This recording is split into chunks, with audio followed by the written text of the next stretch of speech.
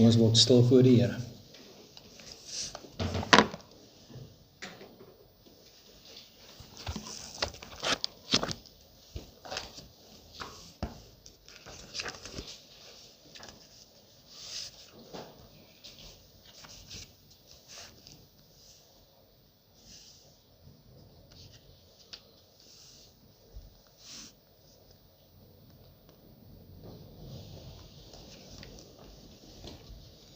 Ek is die Here, dit is my naam, en my eer gee ek sal ek aan geen ander gee, ook my lof aan gesneede beelde nie. Gemeente, genade, barmhartigheid en vrede van God ons Vader, en Jesus Christus ons Here, deur die krag van die Heilige Gees. Amen. Geliefdes, kom ons loof die Here as ons Psalm 105 saam sing, vers 1 en vers 5. Hierdie pragtige Psalm herinner ons dat God die een is wat sy volk lei, en dit word so beskryf. In vers 1, loof die Heer van alle Here, verhoog sy naam en gee hom eer, en bring so ver daar volke sy dade in gedagtenis. En die dade waaraan ons in die besonder dink in hierdie tyd is die Here Jesus se wonderdade, dat hy aan die kruis betaal het vir ons sonde. Ons is op pad na Paasnaweek in hierdie lydenstyd. En elke Sondag wil ons ook dit oordink. En dan sing ons ook vers 5, die Heer wat van geen wankel weet nie. Nou kinders, dit beteken, ek en jy struikel op 'n tydjie oor 'n klip en dan slaat ons neer. Maar die Here val nie. Hy is altyd stewig. En hy is regop. En hy is gereed om as regeerder, as koning van alle konings, ook vir ons te help en by te staan. Dan staan hier die Here wat van geen wankel weet nie, sal nimmer sy verbond vergeet nie. Dit beteken die Here het aan ons verbind. Hy het vir ons in sy verbond verbind om ons God te wees, en ons is sy kinders, sy volk. Dan staan hier, al sy beloftes bly van krag tot in die 1000ste geslag. Verbond met Abraham, sy vriend, bevestig hy van kind tot kind, en vandag hoor ons van die nuwe verbond wat die Here gemaak het. Hierdie is die ou verbond met Abraham, en vandag hoor ons van dit wat die Here Jesus ook vir ons bewerk het deur sy kruisoffer. Vers 1 en vers 5, Psalm 105, kom ons loof die Here.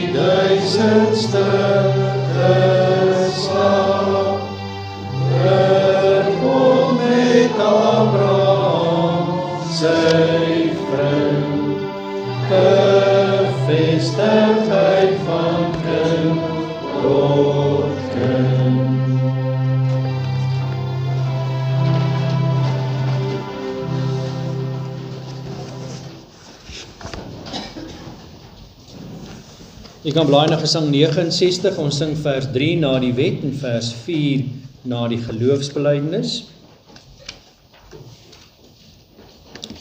Wanneer die Here Jesus die wet aanhaal en dit saamvat, haal hy 2 gedeeltes aan. Die eerste lees ons vir die liefde tot God in Deuteronomium hoofstuk 6, daarna Levitikus 19 vers 18, vir die tweede tafel van die wet. En hoor hoe stel die Bybel dit wat die Here Jesus ook in sy gedagtes gehad het, toe hulle vir hom vra het, wat is die belangrikste gebod? Hy haal hier aan, Deuteronomium 6 vers 4, hoor Israel, die Here ons God is 'n enige Here, daarom moet jy die Here jou God lief hê met jou hele hart en met jou hele siel en met al jou krag.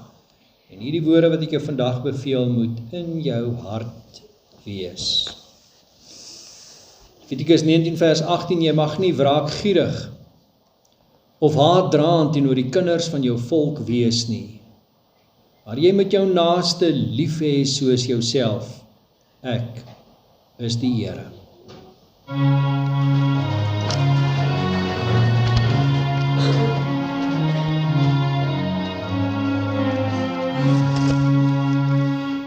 Leef net met my sondelas, hou ek die verdienste vas.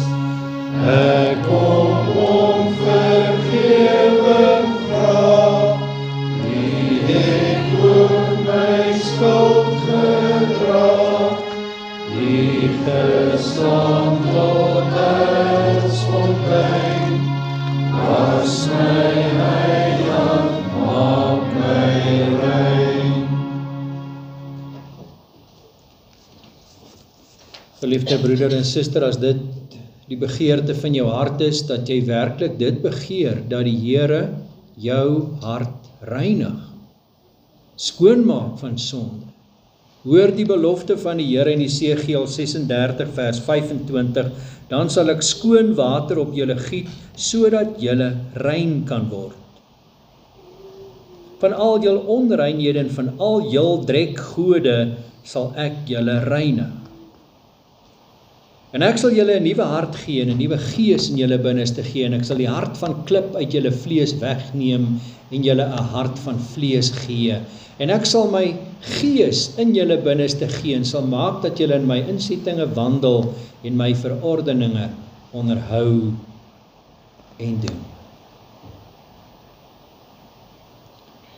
Geliefdes, wanneer ons hierdie woorde hoor, dan dink ons baie gou by onsself, joh, hier praat die Here van, ek sal julle rein van julle drekgode, vieslike afgode. En jy dink by jouself, gelukkig, as ek nie onder daai trop wat nou daar 'n beeltjie het, oor die kachel wat ek nou elke dag, alle vis en chips en dit nou, my God is nie. Weet jy, dis nie waar dit gaan nie. Calvin het gesê, die hart is 'n fabriek van afgode. Elke ding wat vir my belangriker is, as om die wil van die Here te doen, is my afgod. Weet jy, dit kan 'n goeie ding wees. Dit kan jou werk wees, jou vrou, jou man, jou kind, jou ideale, jou drome. Oomblik as iets vir jou belangriker is as om God te dien, sy wil te doen, is dit jou afgod.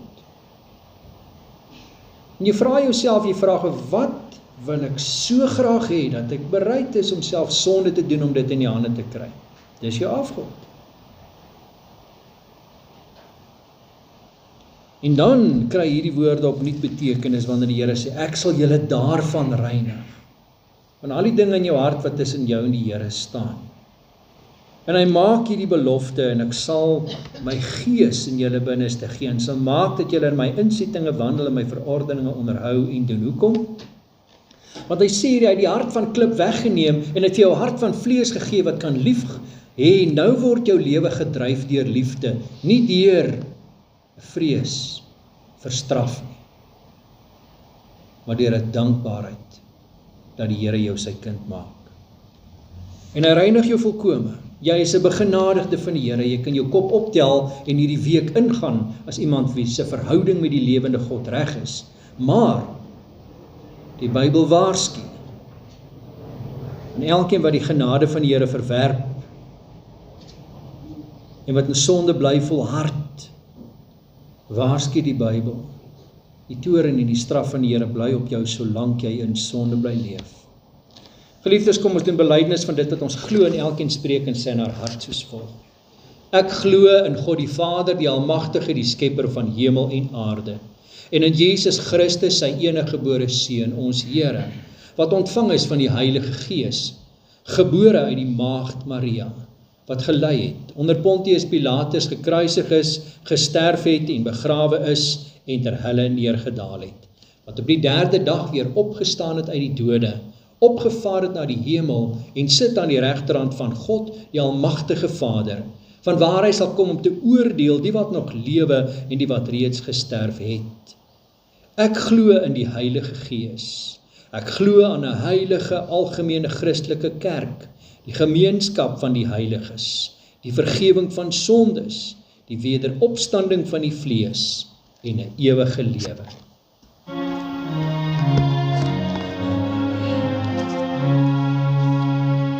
Heer my rots voor almal groot, staan U vas in elke nood. Trou van mense kom en gaan, maar U bly onwrikbaar staan. Ewige rots die daar voorbij, veilig ewig in U bly.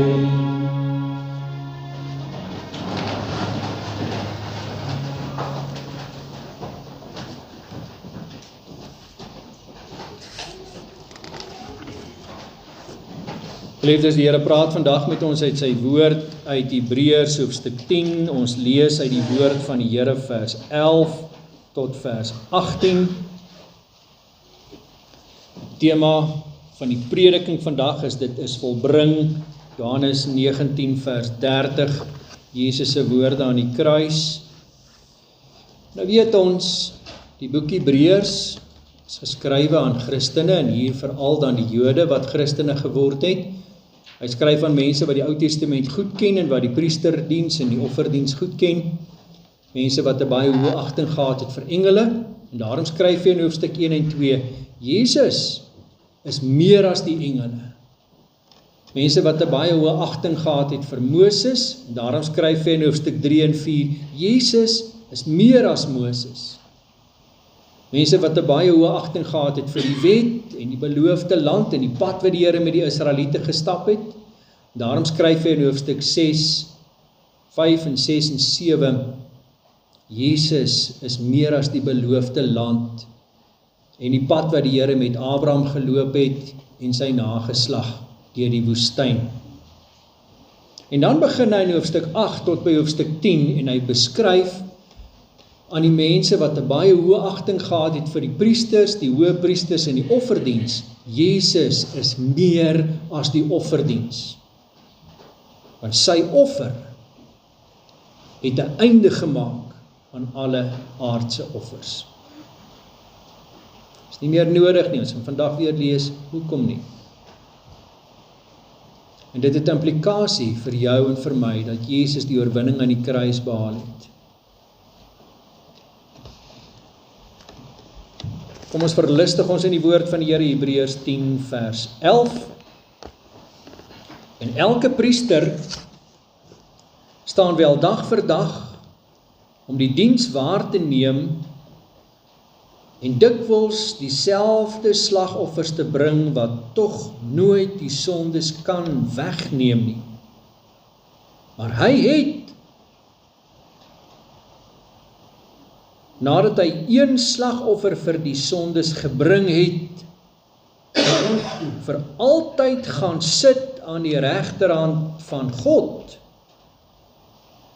en wag nou verder totdat sy vyande gemaak is 'n voetbank van sy voete. Want deur een offer het hy vir altyd volmaak die wat geheilig word. En ook die Heilige Gees gee aan ons getuienis, want nadat hy tevore gesê het, dit is die verbond wat ek met hulle sal sluit na die dae, spreek die Here verder. Ek sal my wette gee in hulle hart en in hulle verstand sal ek dit inskrywe. En aan hulle sondes en hulle ongeregtighede sal ek nooit meer dink nie. Waar daar nou vergifnis van hierdie dinge is daar geen offer meer vir die sonde nie. Net tot sover ons skriflesing, blaai gou saam met my in die Ou Testament en die Psalms na Psalm 110, die messiaanse Psalm wat dui op Jesus, die opskrif daar, die priesterkoning, en hier word ook gepraat van ander sake wat in Hebreëus mooi verduidelik word. Ons gaan vers 1 lees. In Psalm 110 vers 1 staan daar van Dawid, 'n Psalm: Here het tot my, Here, gespreek, sit aan my regterhand, totdat ek u vyande 'n voetbank maak, 'n voetbank vir u voete. Net tot sover ons skriflesing, mag die Here verheerlik word deur die verkondiging van sy woord. Kom ons bid saam.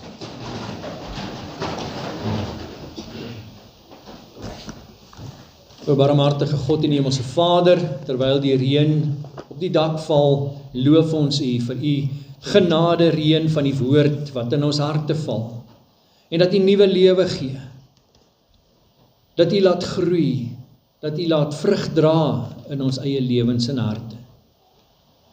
Dankie Here Jesus dat u die bron van lewe is deur die kruis, deur die dood. U wat opgestaan het en uit die dood is die eersteling van die oes en ons is die oes wat volg. Dankie Here dat ons weet, u verkoop ons deur die woord. Elke keer as ons die Bybel oopmaak, weet ons, die woord is lewendig en kragtig en dring deur tot die diepste dele van ons siel. En onderskei wat die bedoelinge van ons harte is en wat regtig in ons harte aangaan. En kom ons baie gou agter Here dat ons baie keer motiewe in ons harte het wat u nie verheerlik nie. Soms is ons gedryf deur jaloesie of baie keer is ons kwaad, baie keer is ons hartseer, baie keer reageer ons baie negatief op die swaar dinge wat met ons gebeur en verheerlik ons u nie daarmee nie. Vandag vra ons opnuut, Here, vergewe ons waar ons harte van u afdwaal. Want u Here Jesus wys vir ons hoe ons harte ook moet lyk as ons naby aan u leef. Help ons daarmee, Here. Here Jesus, ons dink met soveel dankbaarheid aan ons senior lidmate waar ons Vrydag by mekaar wil kom om u te verheerlik met ons byeenkoms, is ons gebed dat u elkeen van hulle onderneem en seën. Ons dink aan hulle wat pyn het, hulle wat swaar kry, hulle wat eensaam is, hulle wat u hulp nodig het. Here, ontferm u oor ons senior mense. Here Jesus, so bid ons ook vir elke verbondsgesin en vir ons as man en vrou, as egpare, as verbondsouers. Here, vergewe ons waar ons so maklik liefdeloos optree en Here, vul ons harte met die liefde van u wat oorloop na mekaar. Het kan vergewe en kan verdra, mekaar kan help nader aan u. Wat bereid is om te luister, Here, en wat bereid is om op te offer. Want Here, ons is so selfgerig in ons lewens dat ons dit moeilik vind. Ons bid vir ons kinders, Here, en ons vra in die besonder dat u met hulle sal wees, wat eksamens skryf, hulle wat toetsies skryf, hulle wat groot uitdagings het. Here, wees met ons kinders, by die skool, op die sportveld, in die klaskamer, tussen die maats. Here, wil hy ons kinders ook vul met 'n wysheid wat van die woord kom, met 'n liefde wat hulle dryf, 'n liefde wat van u kom. Met 'n wete, Here, dat u hulle innig lief het. En wil u ook in die verbondsonderrig, ons verbondsonderrig seën daarin. Ons kinders weet, Here, hulle is ontsaglik belangrik vir u, maar hulle het ook 'n ontsaglike verantwoordelikheid om as die kinders te leef. Here Jesus, ons bid vir ons kerkraad, ons ouderlinge en ons diakens, en ons vra, Here, dat u ook daar die hand van genade hou. Here, dat u ons die wysheid skenk om u te dien en van harte te dien. Ons dankie vir die susters, en wie se harte u ook 'n liefde skenk vir u, vir die kerk, vir u kinders, en ons vra, Here Jesus, dat u ook ons susters onderneem en seën in die groot werk waarmee hulle elke dag, elke week besig is en wat ons die resultate sien met groot dankbaarheid. Here Jesus, nou is ons gebed dat U ook hierdie verse, hierdie boodskap in ons harte sal skryf. Ons vra dit in die naam van Jesus ons verlosser. Amen.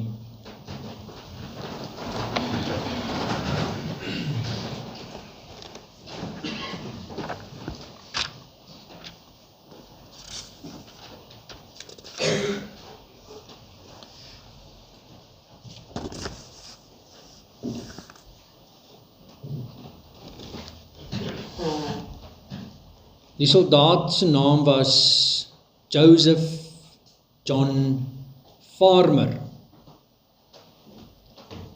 Hy het die wit vlaggie opgesteek die middag van 27 Februarie 1881 op die berg Majuba.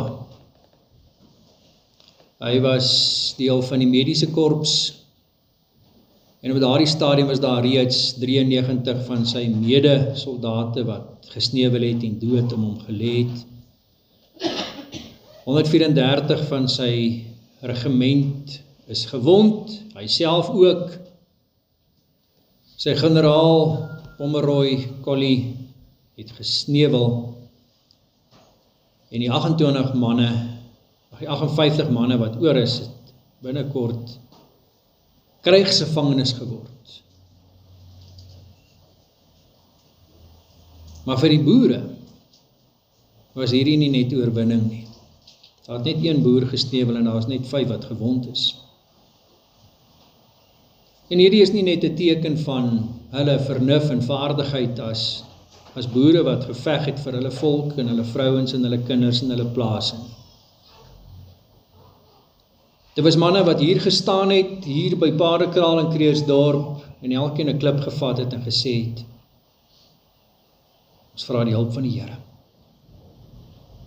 Dit was die manne wat op die berg gekom het.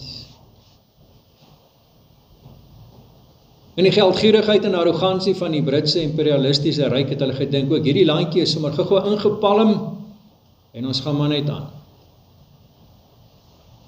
Die belofte wat ons gemaak het 40 jaar terug toe ons aan hulle onafhanklikheid gegee het, dit trap ons nou maar sommer terwyl ons ander kant toe kyk. Stuur 23 polismanne in Pretoria en hy is die Britse vlag en sê dit is nou weer Britse kolonie en klaar. In die nag van 26 Februarie was altyd staan 400 wat daar was, klim hulle die berg Majuba op. En hier sit teen 3:30 se kant, 4 toe hulle nou sien hulle is bo op die berg. In hulle gedagtes het hulle die oorlog gewen, die vure opgesteek om vir die manne daar op die vlakte te wys, ons is bo, ons het gewen, oorlogs verby, ons is die oorwinnaars. Daar was een boervroukie wat die vuur gesien het, op perd geklim het, deurgejaag het, generaal Joubert gewaarsku het, die Engels is op die berg. Generaal wat sy 2 generaals, Martinus, Nicolaas Smit en Frans Joubert opstuur. Toe hulle halfpad kom, die ou manne sê, julle moet, en dit is nie die manne van 40 wat oud was, nie, julle moet hier wag, en as daar Engelsman sy kop oor die kraan steek, skiet hom. Terwyl die jong manne klim tot bo op die berg. Maar in hulle arrogansie en naïwiteit het hulle gedink, nee, kyk as ons nou almal ons koppe oor die kraan steek, sal hulle mos nou nie ons almal kan uitskiet nie. 30 manne steek hulle koppe oor die kraan, 28 sneuwel.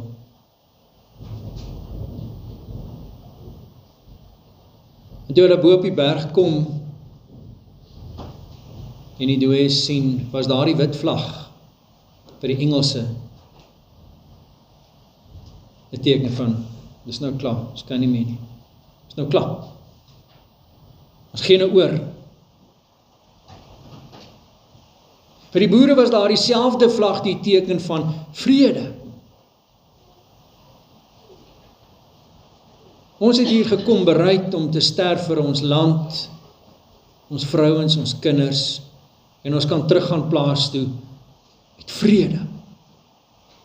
So ons boererepublieke terug. Nou is dit klaar. Nie meer oorlog nie. Ons kan gaan doen wat ons eintlik wil doen, boer en die Here dien.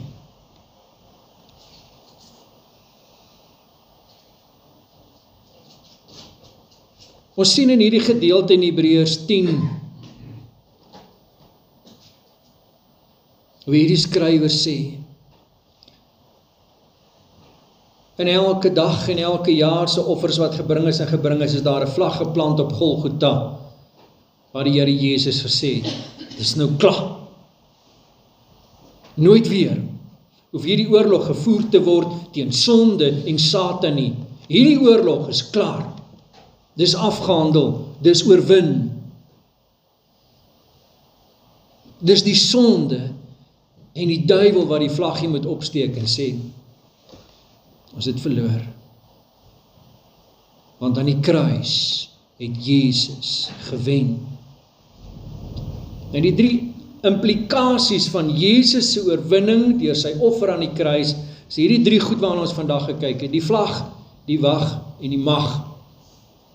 So eers kyk in die vlag, wat is die implikasie van Jesus se offer aan die kruis vir alle offers wat gebring word? En wat dit vir jou en my persoonlik beteken. In die waggedeelte gaan ons kyk, wat is die implikasie van die oorwinning vir Jesus? En hoe ons na hom moet kyk. En in die maggedeelte gaan ons kyk, nou wat is die implikasie van Jesus se oorwinning aan die kruis vir jou en vir my? En hoe ons na onsself in hierdie wêreld moet kyk. Kom ons val weg. Die vlag vers 10 en vers 11 en vers 12 maak die skrywer dit baie duidelik dat Jesus se oorwinning aan die kruis beteken, vir eens is dit nou alles verby wat elke priester elke dag staan en doen. En hy gebruik dit doen dit met die woorde staan en sit. Ons het verlede keer gehoor, daar was nie in die heilige deel van die tempel 'n stoel gewees nie, nog minder in die allerheiligste. Die hoëpriester wat 1 keer 'n jaar kon ingaan in die allerheiligste deel van die tempel, hy het nie daar gesit nie, hy het daar gewerk. Hy het die bloed van die offerbul gevat en het gesprenkel op die versoendeksel van die verbondsark om daarmee vir die Here te vra, vergewe die volk se sonde. Dit was sy werk. Hy het gestaan en het gedoen. En die priesters het gewerk.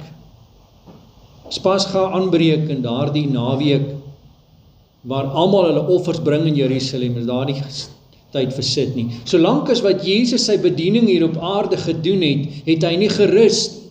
Want die oorlog teen die sonde, wat sy volk en sy kinders verswelg, was aan die gang en die Satan het dit probeer moeilik maak en keer.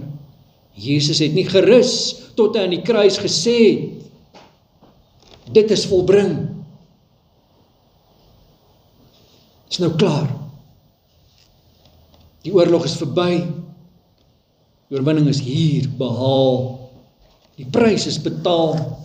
Daar is nie meer 1 sent skuld vir 'n kind van die Here vir sy of haar sonde nie. Volle rekening is hier vereffen. Die betaling is hier afgehandel.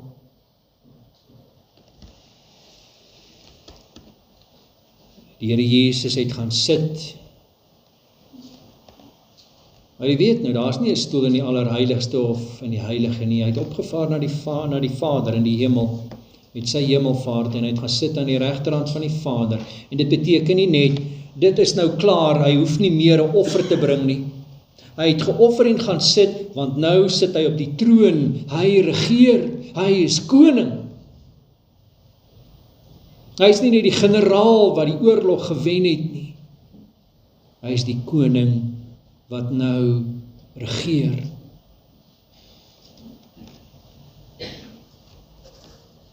Die vlag, die wit vlag van die kruis beteken daar is nou vrede met God moontlik.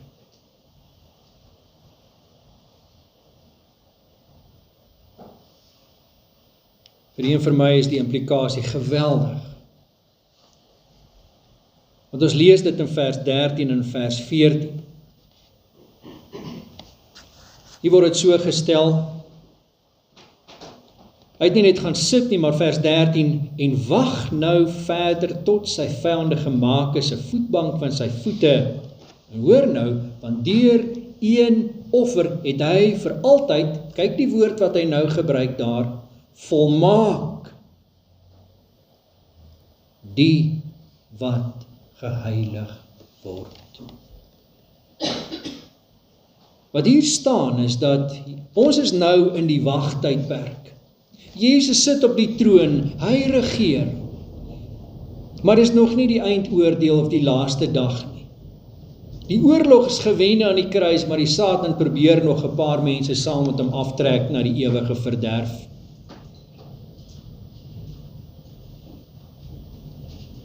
Maar die oorlog is reeds voltooi, is reeds gewen. Vir Jesus het dit beteken, hy het opgevaar na die Vader. Ons lees in Openbaring 4 en 5, die triomftog van Jesus, hoe die hemelwesens juig toe Jesus daar aankom om te sit op die troon. Hy is die een wat die geskiedenis bepaal en al die seels oopmaak, van wat die Vader in sy ewige raad besluit het. In Filippense 2 beskryf hy sy naam word verhoog bo elke naam. Elke knie sal buig en elke tong sal bely dat Jesus Christus die Here is. Ek en jy reeds met vreugde as kinders van die Here, as verbondskinders. Die ongelowiges sal uiteindelik vanuit die hel se smarte moet erken dat Jesus God is en was toe hulle hom verwerp het. Maar wat beteken dit dat die Here vir jou en vir my hierdie woorde sê in vers 14, deur een offer het hy vir altyd volmaak die wat geheilig word. Want jy ken die grappie van die dominee wat nou gevra het, is een van julle volmaak, en hier steek hom Koos sy hand hier agter in die kerk op, en die dominee is sommer vies op die plek, hy sê, oom Koos, dink oom regtig dat oom volmaak is? Hy sê, nee dominee, ek praat namens my vrou se eerste man. Want hoe sy oor hom praat, het hy nooit iets verkeerd gedoen nie, maar wat die Here sê is, van wie hy hier praat, hy het volmaak die wat geheilig word, en hy praat van jou en my.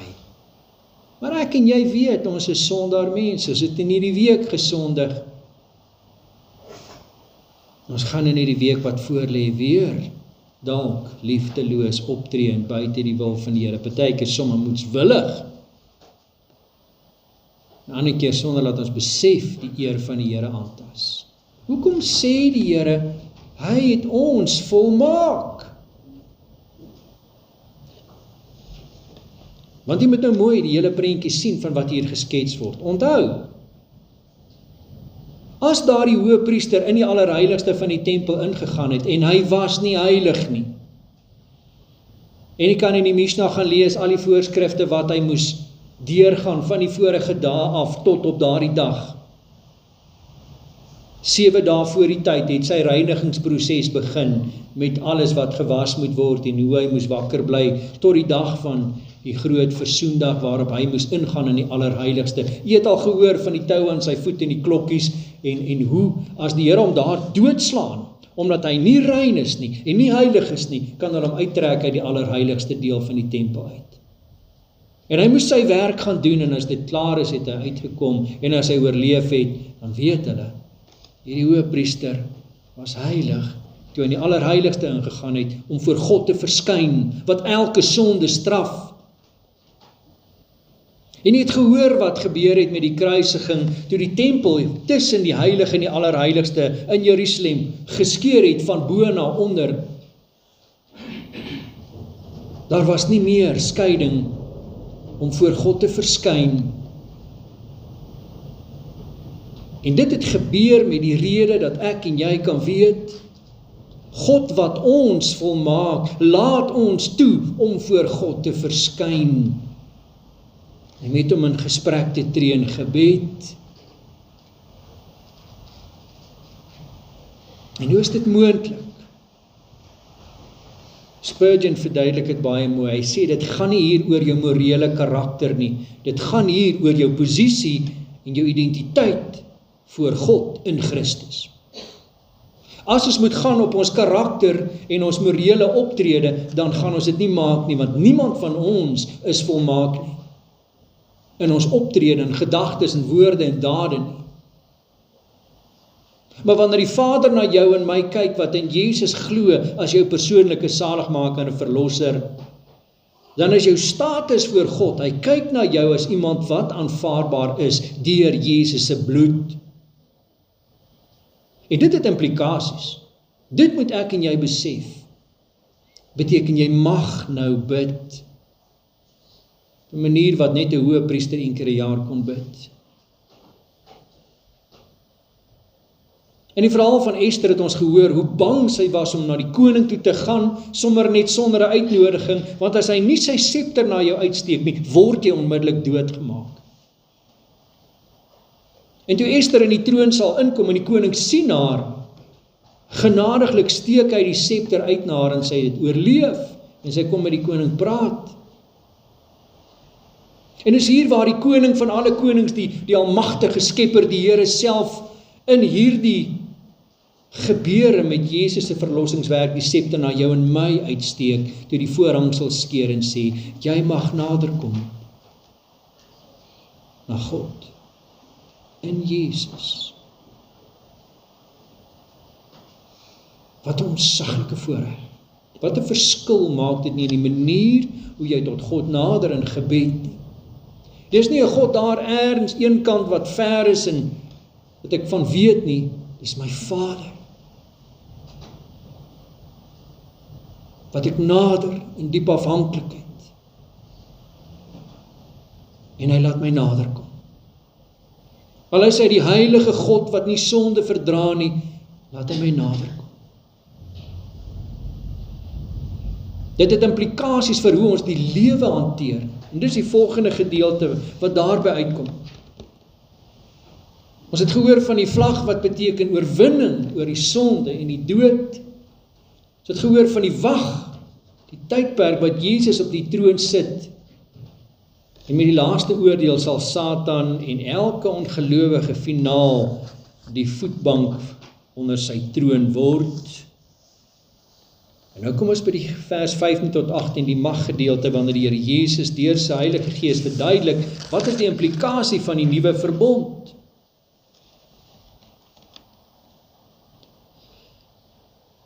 Die Here het 'n verbond met Abraham gemaak, en die volk het nie as volk van die Here geleef nie.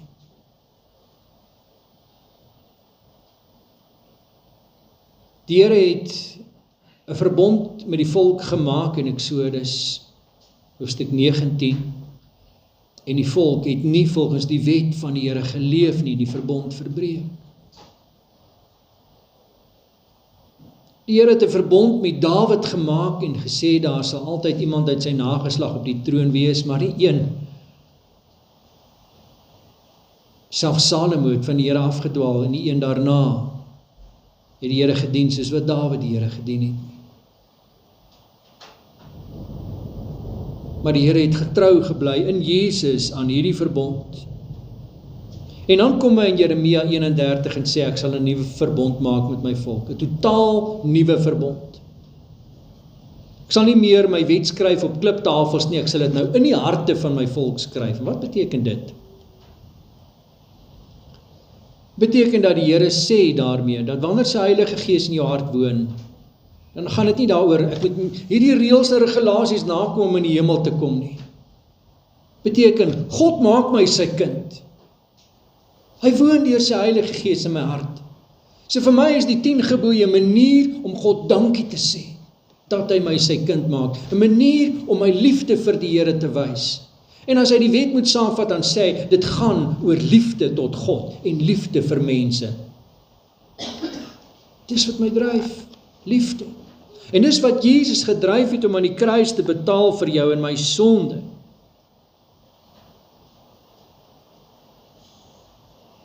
Die maggedeelte is dat die mag van Satan, die dood en die sonde wat hou vas het op elke mens se lewe is gebreek aan die kruis. So wat die Here dan sê hier is, wanneer jy nou kom en vir die Here vra, Here, vergewe my sonde.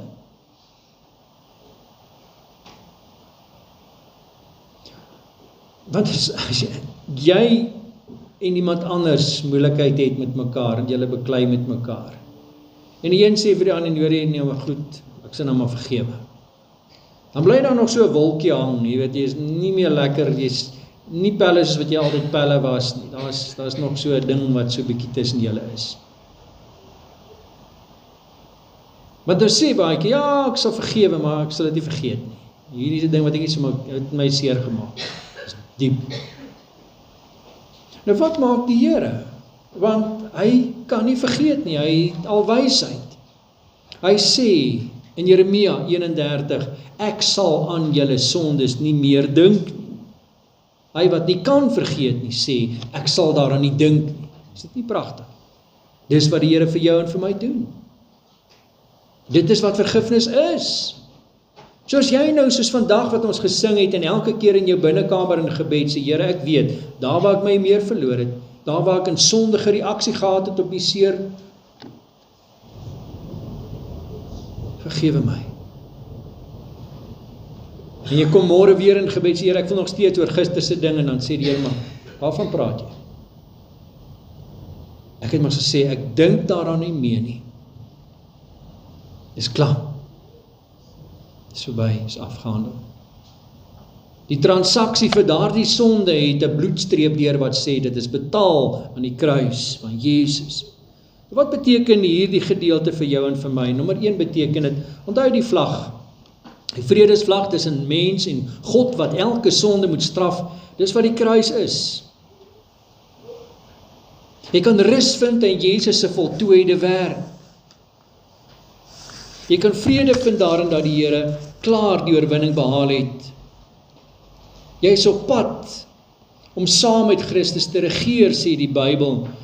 Sien dit, 2 Timoteus 2 vers 12, dat as ons saam met hom lei, sal ons saam met hom regeer.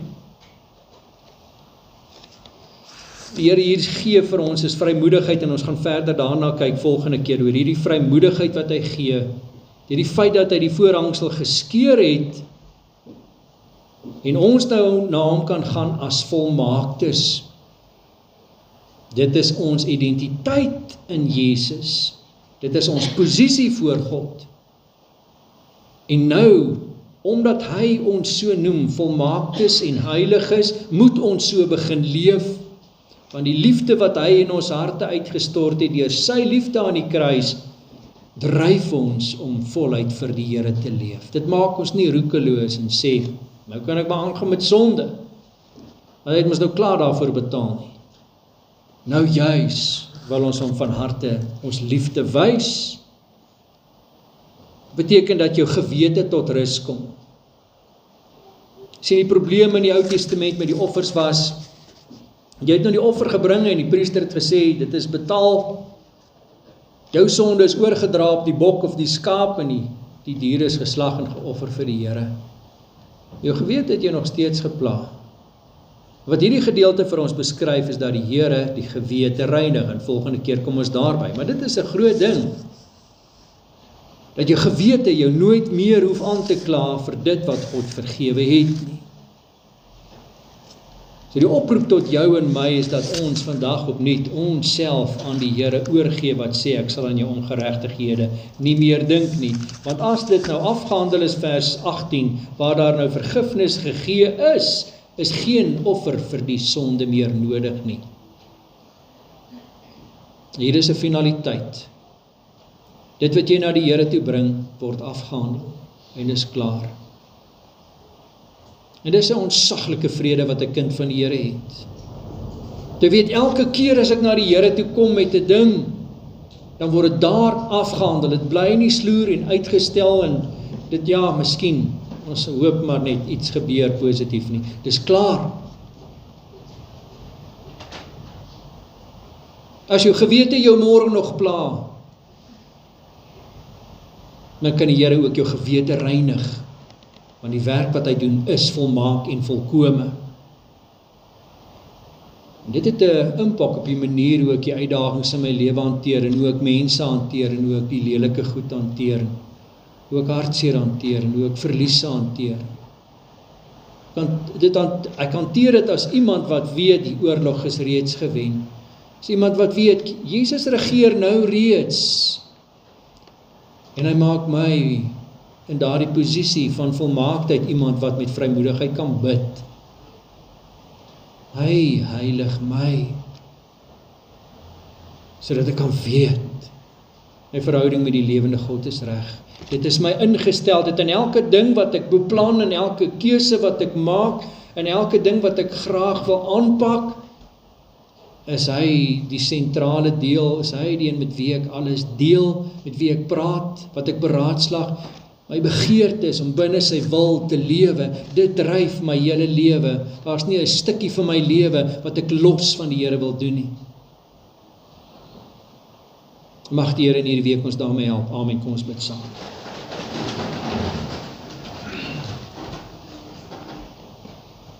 Here Jesus, ons dankie vir die vlag wat opgesteek is op Majuba, wat vrede beteken het vir ons boere, dat hulle self aan U verbind het en U die oorwinning gegee as gebedsverhoring. En nou kom ons vandag, Here, opnuut met ons stryd teen ons eie sonde en die oorlog wat ons voer teen die kanker van ons eie afgode. En Here, is ons gebed, wil U gee dat die oorwinning behaal kan word. Here, wil U ons dryf deur die Heilige Gees wat in ons harte woon, dat die liefde wat U gee duidelik sal wees vir almal. Ons leef as oorwinnaars omdat U reeds die oorlog gewen het. Ons is nie meer slawe van ons eie sonde en begeertes nie. Ons is nou diensknegte wat met ons harte, ons gedagtes, ons lewens, ons beursies, ons kinders, ons ouers, met alles U dien.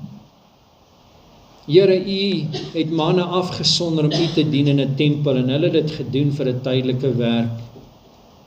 Maar Here, ons het die voorreg om vandag in U diens te staan en gaan U dien tot in die hemelse heerlikheid dag en nag. Wil U gee, Here, dat ons dit nou reeds met ywer sal doen.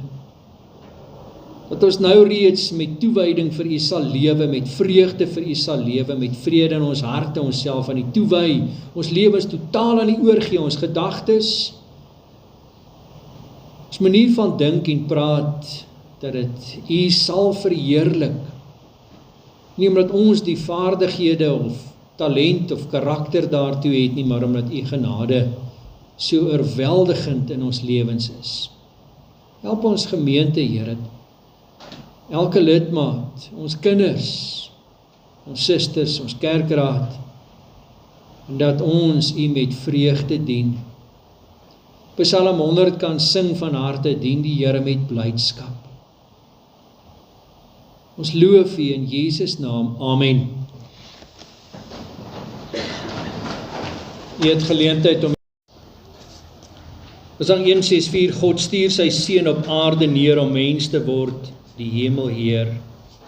Hy kom ons van ons skuld bevry en vir sy feesmaal voorberei. Ons loof U, Heer, met hart en mond. U het gedink aan die verbond. U gee U seun en maak ons vry. Ons sing ons dankgesange bly. So eenvoudig, so mooi, so kosbaar. Kom ons jubel en ons loof die Here daarmee, gesang 164 vers 2 en 3.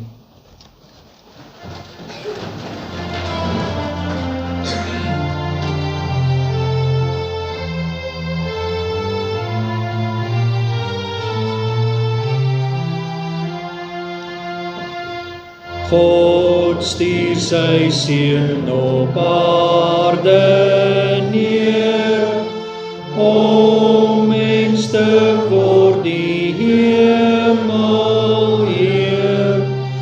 Hy kom ons van ons skuld bevry en vir sy feesmaal voorberei.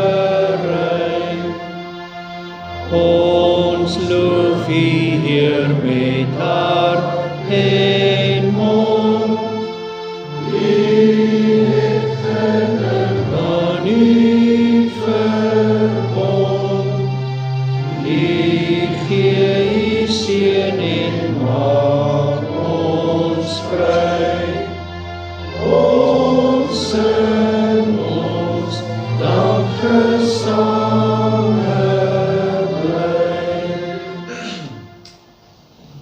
So herinner jy aan ons bidstonde na die diens, ontvang nou die seën van die Here en gaan in sy vrede.